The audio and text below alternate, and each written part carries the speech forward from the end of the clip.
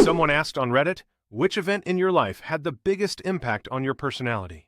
Which story surprised you the most? Express your opinion in the comments.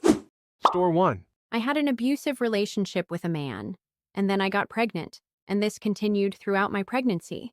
After I had my daughter, while I was in the hospital, my family told me I wouldn't go back to live with him and that I'd come home with them. Even though I hated him and my family had figured out what was going on, I was so scared to leave him. After I left, it took me weeks to understand the seriousness of what happened to me, almost like I was disconnected from reality. After I went to therapy and completely got him out of my life, I became a totally different person. It might be because I'm a mom now, but I think all these factors play a role. Before getting pregnant and getting out of that situation, I was completely out of control.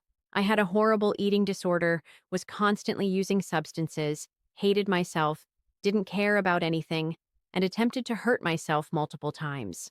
The second I found out I was pregnant, everything changed for me. Having my daughter and getting away from her biological father was the biggest confidence boost I've ever had. Now I value my life and don't take a single second for granted. I'm much more understanding of others. I'm happy, healthy, and completely content in a way I've never been before. I still have some problems. I'm sensitive to loud noises. I had to work on overcoming my fear of being touched. I have trouble trusting people. I get paranoid sometimes, and I have nightmares. But overall, I'm the happy mom of a 4-year-old, and I've come such a long way. I guess you have to go through some kind of hell to stop and appreciate how amazing it is to have a happy, healthy, normal life. Store 2. It was probably losing my mom and dad forever when I was 18. I was the oldest, and I have 3 younger siblings. They had a plane crash while coming home from their anniversary vacation. At first, I didn't know what to do. I was a high school senior, and now I had to take responsibility for everyone. To make things worse, both my parents were only children, and I didn't have any grandparents, so I didn't have an extended family to rely on. The first year or so, adjusting to my new role was hard. I finished school and got a full-time job. It was pretty big news in our town, and we got a lot of donations, which helped. My boss was a total good guy boss and paid for me to go to college. I got my degree in archaeology and found a teaching job at the local community college. By this time, I was 25, and my youngest sibling was just starting high school. Unfortunately, my job occasionally took me around the world. I got the chance to train under a really respected professor, and he started taking me on excavation trips. The best one was the pyramids in Egypt. I remember getting a feeling that something was off on that trip, but I kept ignoring that unsettling feeling. I wish I hadn't. I was the first person to enter a never-before-opened tomb, and the hieroglyphs on the room's door indicated a curse. We took the usual culturally sensitive approach, but something appeared. To this day, I don't know if it was a ghost, a curse, or what it was, but things started happening. Long story short, all my siblings ended up in a horrible attack by a fugitive Nazi who had spent time in Argentina after the war, and that's how things ended. I chased him to the ends of the earth, but no matter where I went, he could never run from me for more than an hour. He always left an orange on the table of the apartment he was staying in. That was his calling card. Sometimes I ate them, and other times I just cried. It was weird.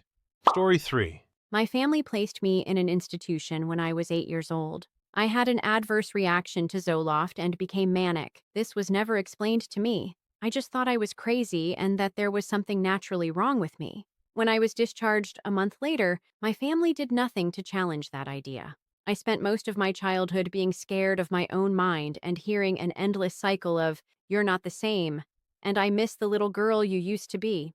It took me a long, long time to piece things together and realize that, independent of the breakdown, I would never be the same little girl again. Even without the event, I still would have grown up and changed over time. But the attitude that I was wrong, crazy, and different wrecked my sense of self for a very, very long time.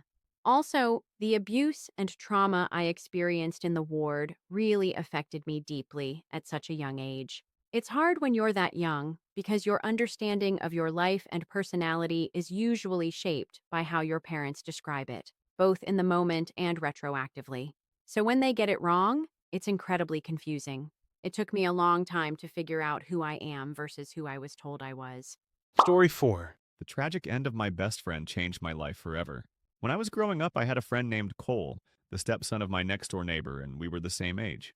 He and I got along incredibly well, playing outside together, riding bikes, and he was the only friend I had who enjoyed playing video games outside the computer world, just like me. But when we turned 6, things started to change. Cole began losing a lot of weight and getting really skinny. I didn't really understand what was happening, but we kept playing and having fun. We stopped playing outside and spent most of our time at his house, playing Mario Kart and eating that awesome Planters hot peanuts or his sister's candied dried fruit. I don't know why that sticks in my head so much, but it does. By the time we were 7, Cole couldn't walk anymore. He was confined to a wheelchair, but I still have fond memories of pushing him up the driveway so he could roll down. Still, I started feeling weird, scared to invite myself over to his house, and I didn't want to interfere with him being sick. One day, his dad, who was a seasoned officer with the Portland Police Department, pulled me aside when I came over and asked about my feelings.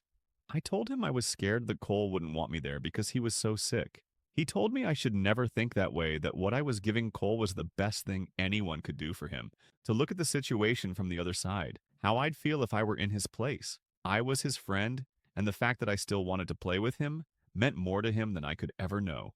Story 5. I almost got hit by a train. Before the trip, I was struggling with anxiety. My girlfriend had recently broken up with me, my grades were terrible, and I was living paycheck to paycheck. I had been invited on a gambling trip, but I was going to back out because I didn't think it was a good idea at the time. My best friend finally convinced me to go, agreeing to cover all the trip expenses, so I gave in and decided to go. It was an utterly unnecessary moment. I was in Shreveport, drunk and gambling.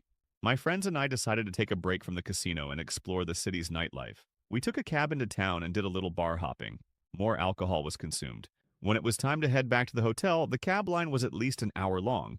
We managed to get a cab and sent the ladies off, but there wasn't room for the whole group, so the guys decided to walk back to the hotel and have some bro bonding time.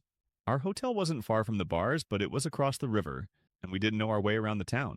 We came across a bridge, but it was a train track going over the river. We started walking across until we realized that the gaps between each wooden support beam were a good 2 feet apart.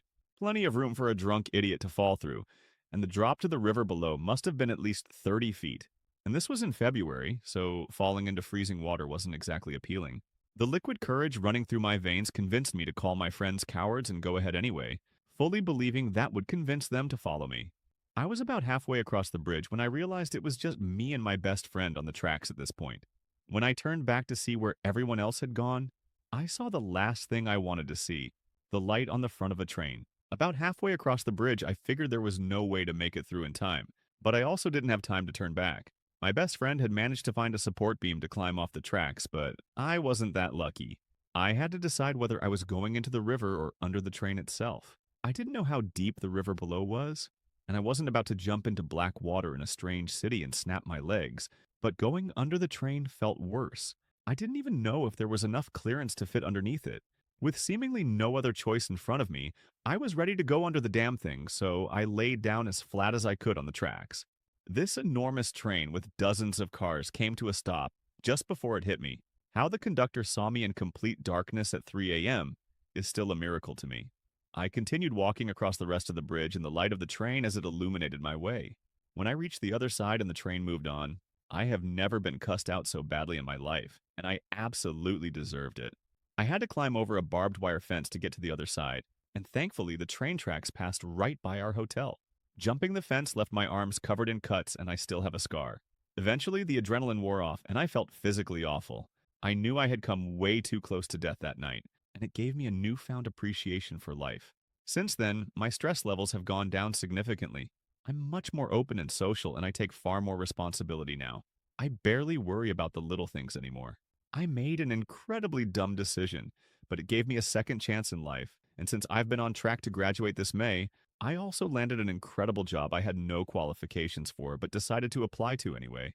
I can't say I'd recommend this experience to anyone else, but it changed my life in a weird way and definitely shaped, for the better I believe, how my personality developed in my early 20s. If you have a story you would like to share, please share it with us in the comments. Also, subscribe to my channel for more Reddit stories like this. And don't forget to turn on notifications. Take care, friends.